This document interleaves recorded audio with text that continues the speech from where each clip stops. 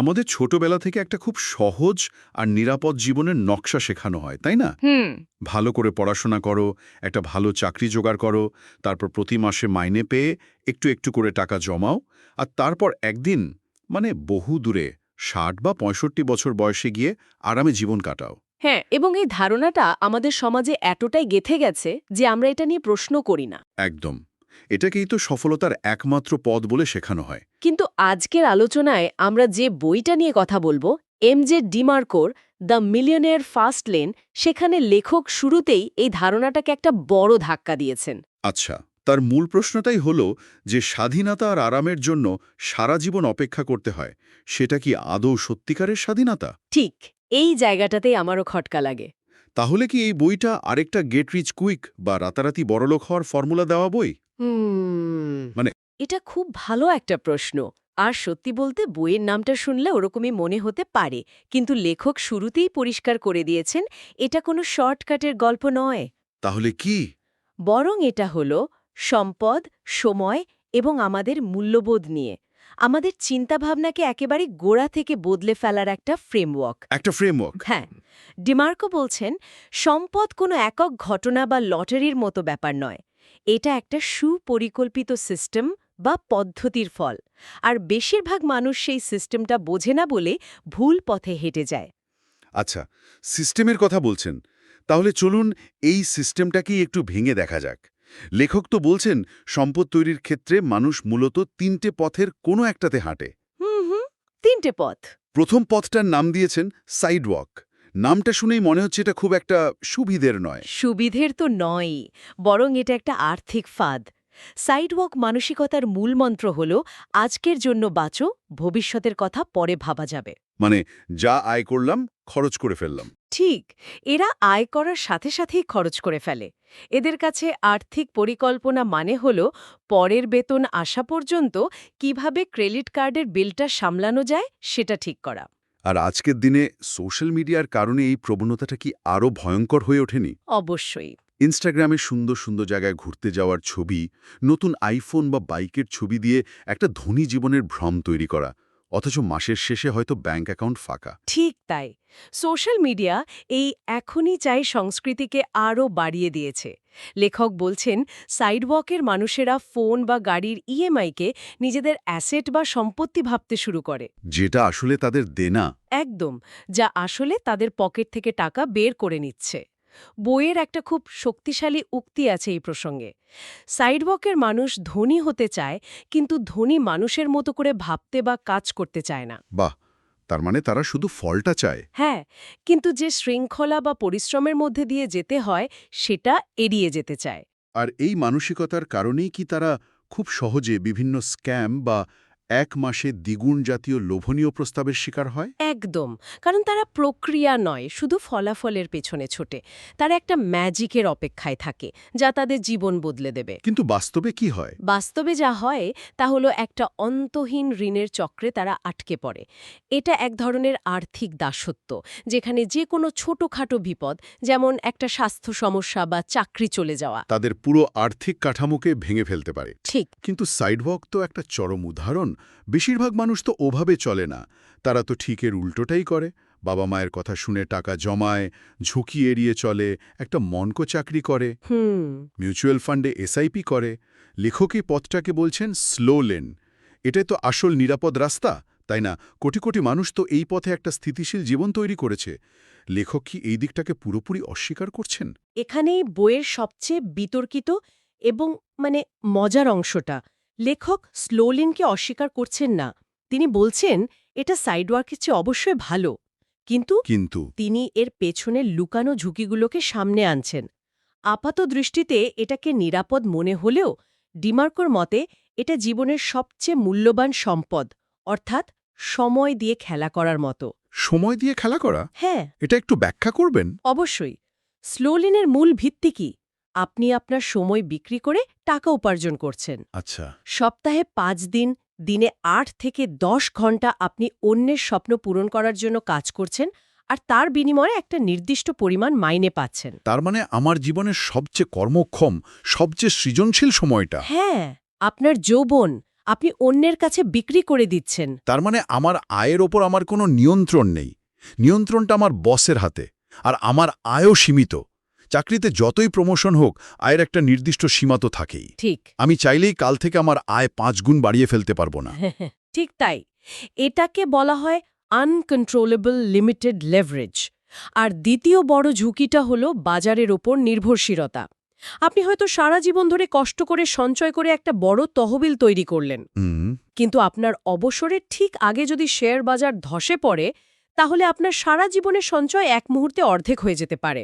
এটা তো একটা ভয়াবহ চিন্তা। আপনার কোনো নিয়ন্ত্রণই থাকবে না এর ওপর।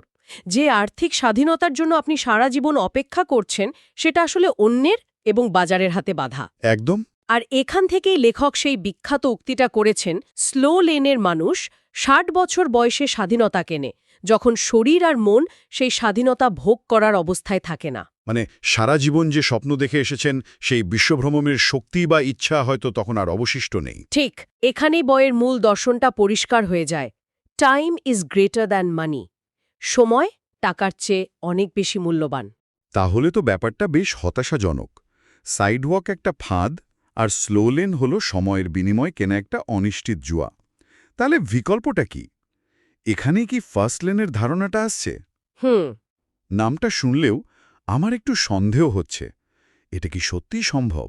ফার্স্ট লেনের ধারণাটা কিন্তু দ্রুত ধনী হওয়া নিয়ে নয়, বরং সম্পদ তৈরির প্রক্রিয়াটাকে দ্রুত করার বিষয়। আচ্ছা। এর মূল পার্থক্যটা হলো মানসিকতায়। স্লো লেনের মানুষ ভাবে, আমি কিভাবে আমার সময় বিক্রি করে টাকা কামাবো, আর ফাস্ট লেনের মানুষ ভাবে, আমি কিভাবে এমন একটা সিস্টেম বা পদ্ধতি তৈরি করব যা আমার সময় ছাড়াই। আমার জন্য টাকা কামাবে। ঠিক ধরেছি। একদম। মূল পার্থক্যটাই এখানে। 1 মিনিট, সময় ছাড়া টাকা কামাবের মানে কি প্যাসিভ ইনকাম বা নিষ্ক্রিয় আয়ের কথা বলা হচ্ছে? হ্যাঁ, কিন্তু তার থেকেও গভীরে। এটা হলো একজন ভোক্তা বা কনজিউমার থেকে একজন উৎপাদক বা প্রডিউসারে পরিণত হওয়া। উৎপাদক ভরম, আপনি নেটফ্লিক্সে একটা শো দেখছেন। এটা হলো ভোক্তার মানসিকতা, আর যিনি ওই শোটা তৈরি করেছেন বা ওই প্ল্যাটফর্মটা বানিয়েছেন, তিনি হলেন উৎপাদক। আচ্ছা। আপনি যখন ঘুমোচ্ছেন, তখনও লক্ষ লক্ষ মানুষ ওই শো দেখছে, আর তার নির্মাতার আয় হচ্ছে। তিনি সময় বিক্রি করছেন না, তিনি একটা সিস্টেম তৈরি করেছেন। বাহ, দারুণ উদাহরণ। তার মানে ফার্স্টলেন মানসিকতার মানুষ নিজেকে প্রশ্ন করে, আমি কত মানুষের জীবনে মূল্য যোগ করছি, বা আমার তৈরি করা সিস্টেমটা কি আমাকে ছাড়া চলতে পারবে? একেবারে সঠিক প্রশ্ন। অথবা আমি কাজ না করলেও কি আয় আসবে? হুম। ফার্স্ট লেনের ভিত্তি হল এমন অ্যাসেট বা সম্পত্তি তৈরি করা যা আপনার জন্য কাজ করে। এটা হতে পারে একটা বই, একটা ইউটিউব চ্যানেল, একটা সফটওয়্যার, একটা ব্র্যান্ড বা একটা ব্যবসা যা আপনার সরাসরি অংশগ্রহণ ছড়াই চলতে পারে। মূল লক্ষ্য হল আয়কে সময় থেকে আলাদা করে ফেলা। ঠিক, আপনার আয়কে আপনার সময় থেকে বিচ্ছিন্ন করে ফেলা। কিন্তু একটা ভালো সিস্টেম বা ব্যবসা তৈরি করা তো মুখের কথা নয়। এর জন্য নির্দিষ্ট কিছু নিয়ম বা সূত্র তো নিশ্চয়ই আছে। বইটিতে কি এই বিষয়ে কোনো পরিষ্কার দিশা দেওয়া হয়েছে? হ্যাঁ, এবং এখানেই বইটা একটা সাধারণ মোটিভেশনাল বই থেকে একটা কার্যকারী ব্লুপ্রিন্টে পরিণত হয়েছে। লেখক এখানে সম্পদের 5টি সূত্র বা 5 ফাস্টলেন কমান্ডমেন্টসের কথা বলেছেন। 5টা সূত্র? হ্যাঁ, যে কোনো ব্যবসায়িক ধারণাকে এই 5টা সূত্রের মাধ্যমে পরীক্ষা করে নেওয়া যেতে পারে এটা ফাস্টলেনের জন্য উপযুক্ত কিনা। আচ্ছা, শুনতে আগ্রহী। প্রথমটা কি? প্রথম সূত্রটি হল নিয়ন্ত্রণের সূত্র বা দ্য ল অফ কন্ট্রোল। এর মানে হল আপনার ব্যবসার এবং আপনার আয়ের সম্পূর্ণ নিয়ন্ত্রণ আপনার হাতে থাকতে হবে। সম্পূর্ণ নিয়ন্ত্রণ? হ্যাঁ, যদি আপনার ব্যবসা অন্য কোনো প্ল্যাটফর্মের উপর পুরোপুরি নির্ভরশীল হয়, তাহলে আপনি আসলে চালকের আসনে নেই। 1 মিনিট, তার মানে কি এই যে আমার যদি একটা খুব সফল ইউটিউব চ্যানেল বা ফেসবুক পেজ থাকে, আমি আসলে নিয়ন্ত্রণে নেই? কারণ ইউটিউব বা ফেসবুক কালকেই তাদের নিয়ম বা অ্যালগোরিদম বদলে দিতে পারে, আর আমার পুরো ব্যবসাটাই ধসে পড়তে পারে। ঠিক ধরেছেন, আপনি ইউটিউবের ইকোসিস্টেমের অংশ, কিন্তু আপনি তার মালিক নন। একইভাবে একজন উবার চালক যার আয় উবারের পলিসির ওপর নির্ভরশীল, বা একজন ফ্রিল্যান্সার যার 95% আয় একজন মাত্র ক্লায়েন্টের থেকে আসে, একদম, তারা আসলে নিয়ন্ত্রণে নেই। ডিমার্কো বলছেন, নিজের প্ল্যাটফর্ম বা ব্র্যান্ড তৈরি করতে হবে। এটা একটা খুব গুরুত্বপূর্ণ পয়েন্ট। আচ্ছা, দ্বিতীয় সূত্রটা কি? দ্বিতীয়টি হল প্রবেশের সূত্র বা দ্য ল অফ এন্ট্রি। যে ব্যবসায় সবাই খুব সহজেই প্রবেশ করতে পারে সেখানে প্রতিযোগিতা অনেক বেশি থাকে এবং লাভের পরিমাণও কম হয়। মানে সেখানে ভিড় বেশি। হ্যাঁ, সফল ফাস্ট লেন ব্যবসার প্রবেশের পথে কিছুটা বাধা বা ব্যারিয়ার টু এন্ট্রি থাকা প্রয়োজন। তার মানে এই কারণেই কি একটা সাধারণ ব্লগ লেখা, ডেটা এন্ট্রি করা বা সহজ পণ্য নিয়ে ড্রপশিপিং ব্যবসা শুরু করা আজকাল আর খুব একটা লাভজনক নয়? একদম কারণ যে কেউ কয়েক ঘন্টার মধ্যেই এই কাজগুলো শুরু করে দিতে পারে। ঠিক। বাধাটা হতে পারে কোনো বিশেষ দক্ষতা, যেমন কোডিং বা ডিজাইন, হতে পারে ব্র্যান্ড ভ্যালু যা তৈরি করতে সময় লাগে, অথবা হতে পারে বড় পুঁজির প্রয়োজন। যদি কোনো ব্যবসায় প্রবেশের পথটা কঠিন হয় তাহলে সেখানে টিকে থাকা প্রতিযোগীর সংখ্যাও কম হবে। বোঝা গেল। এমন কিছু তৈরি করতে হবে যা অন্যরা সহজে নকল করতে পারবে না। তৃতীয় সূত্রটা কি?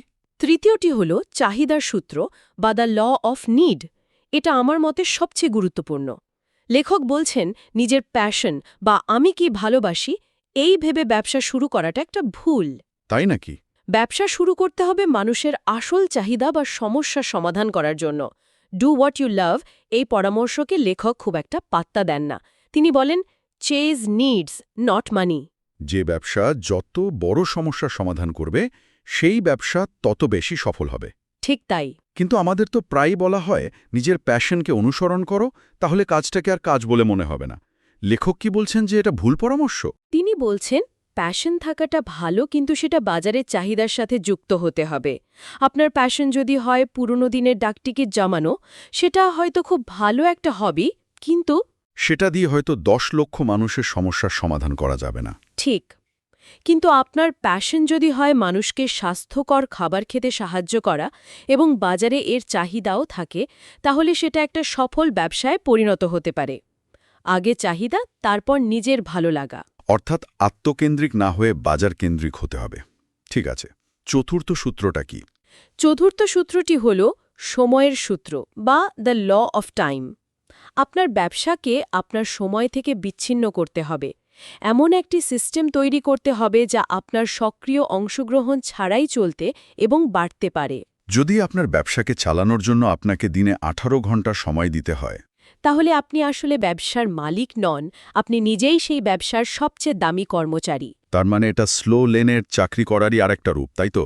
শুধু এখানে বসটা হলেন আপনি নিজেই। একদম। এর থেকে তো মুক্তি পেতে হবেই। অনেকটা ওই ইউটিউব চ্যানেলের উদাহরণের মতো, যেখানে ভিডিওটা একবার বানানো হয়ে গেলে সেটা নিজে থেকেই চলতে থাকে। ঠিক তাই। আর পঞ্চম এবং শেষ সূত্র? পঞ্চম এবং শেষ সূত্রটি হল বিস্তারের সূত্র বা দ্য ল অফ স্কেল। আপনার ব্যবসার মডেলটি এমন হতে হবে যাতে আপনি হাজার হাজার বা লক্ষ লক্ষ মানুষের কাছে পৌঁছাতে পারেন। আপনার ব্যবসার নাগাল বা রিচ যত বাড়বে, আপনার সম্পদও তত দ্রুত বাড়বে। ঠিক। ঢাকার একজন জনপ্রিয় ফুচকা বিক্রেতার উদাহরণটা এখানে খুব ভালো খাপ খায়। তিনি হয়তো দিনে 500 প্লেট ফুচকা বিক্রি করেন এবং চাহিদার সূত্র পূরণ করছেন, কিন্তু তার ব্যবসাটা বিস্তারের সূত্রে আটকে আছে। হ্যাঁ, কারণ তিনি নিজে উপস্থিত না থাকলে ব্যবসা চলবে না, আর তিনি চাইলেই দিনে 50,000 মানুষের কাছে পৌঁছাতে পারবেন না। অসাধারণ উদাহরণ। কিন্তু ওই ফুচকা বিক্রেতা যদি তার বিশেষ মশলার একটা প্যাকেজ তৈরি করে সারা দেশে বিক্রি করার সিস্টেম তৈরি করেন, তাহলে তিনি বিস্তারের সূত্রকে কাজে লাগাতে পারবেন। স্থানীয় ব্যবসা থেকে জাতীয় ব্র্যান্ডে পরিণত হওয়া, এটাই হলো স্কেল। একদম। তাহলে এই সূত্রগুলো যদি একটু অন্যভাবে দেখি, নিয়ন্ত্রণ আর সময়, এই দুটো সূত্র আসলে নিজের জীবন আর স্বাধীনতার উপর ফোকাস করছে। আর চাহিদা আর বিস্তার, এই দুটো ব্যবসার বাজার আর বৃদ্ধির ওপর। প্রবেশের সূত্রটা যেন এই দুটোর মধ্যে একটা সেতু তৈরি করে পুরো কাঠামোটাকে রক্ষা করছে। ব্যাপারটা কি তাই? চমৎকারভাবে গুছিয়ে বলেছেন। এটাই হলো মূল কথা। এই 5টি সূত্র একসাথে একটা সফল ফাস্ট লেন ব্যবসার চেকলিস্টের মতো কাজ করে। যে কোনো নতুন ব্যবসার ধারণাকে এই 5টি পাল্লায় মেপে দেখলেই বোঝা যাবে সেটার সফল হওয়ার সম্ভাবনা কতটা। তাহলে আজকের পুরো আলোচনাটা যদি এক জায়গায় আনি, আমরা 3টি আর্থিক পথের কথা জানলাম। সাইডওয়াক, যেখানে মানুষ বর্তমানের জন্য বাঁচে; স্লো লেন, যা নিরাপদ মনে হলেও আসলে সময় এবং নিয়ন্ত্রণের অভাবে ঝুঁকিপূর্ণ; আর ফাস্ট লেন, যেখানে সময় বিক্রি না করে একটি সিস্টেম তৈরি করা হয় যা সম্পদ তৈরি করে। এবং আমরা ফাস্ট লেনে সফল হওয়ার জন্য 5টি অপরিহার্য সূত্রের কথা আলোচনা করলাম। নিজের ব্যবসার উপর সম্পূর্ণ নিয়ন্ত্রণ, সহজে নকল করা যায় না এমন ক্ষেত্রে প্রবেশ করা, মানুষের আসল চাহিদা পূরণ করা নিজের সময় থেকে ব্যবসাকে বিচ্ছিন্ন করা। এবং লক্ষ লক্ষ মানুষের কাছে পৌঁছানোর ক্ষমতা তৈরি করা। এই আলোচনার পর একটা বিষয় পরিষ্কার যে এর উদ্দেশ্য কালই চাকরি ছেড়ে দেওয়া নয়। সত্যি বলতে সেটা হয়তো বোকামি হবে। একেবারেই নয়। মূল উদ্দেশ্য হল আমাদের চিন্তা ভাবনাকে পরিবর্তন করা, আমাদের মানসিকতাকে একজন ভোক্তা থেকে একজন উৎপাদকে পরিণত করা। উৎপাদক। হ্যাঁ, আপনি যখন কোনো পণ্য বা পরিষেবা ব্যবহার করছেন, তখন শুধু ব্যবহার না করে ভাবুন, এটা কিভাবে তৈরি হলো, এর পেছনের ব্যবসাটা কি, আমি কি এর থেকে ভালো কিছু তৈরি করতে পারি? এই প্রশ্নগুলোই ফার্স্টলেন মানসিকতার সূচনা। ঠিক। এই ভাবনাটাই আসলে সবচেয়ে বড় পরিবর্তন। এটা আমাদের চারপাশের পৃথিবীকে দেখার দৃষ্টিভঙ্গিটাই বদলে দেয়। আর সেটাই এই আলোচনার আসল উদ্দেশ্য, ছোট ছোট পদক্ষেপ নেওয়া। হয়তো নিজের চাকরিতে থেকেই কোনো একটা সমস্যার সমাধান করার জন্য একটা ছোট প্রজেক্ট শুরু করা, যা ওই 5টি সূত্রের অন্তত 2 বা 3টেকে পূরণ করে। ঠিক। এই ভাবনাটা সঙ্গে নিয়েই আমরা আজকের আলোচনা শেষ করতে পারি। তবে শ্রোতাদের জন্য একটা চিন্তার খোরাক রেখে যেতে চাই। অবশ্যই। নিজের বর্তমান কাজ বা কোনো সাইড প্রজেক্টের দিকে তাকালে ফার্স্টলেনের 5টি সূত্রের মধ্যে কোনটি এটি পূরণ করে এবং কোনটি করে না, কোনো একটি ছোট্ট পরিবর্তন আনলে এটিকে নিয়ন্ত্রণ বা বিস্তার সূত্রের সাথে আরও বেশি সামঞ্জস্যপূর্ণ করে তোলা যায়, এটা নিয়ে একটু ভাবলে হয়তো নতুন কোনো পথের দিশা পাওয়া যেতে পারে।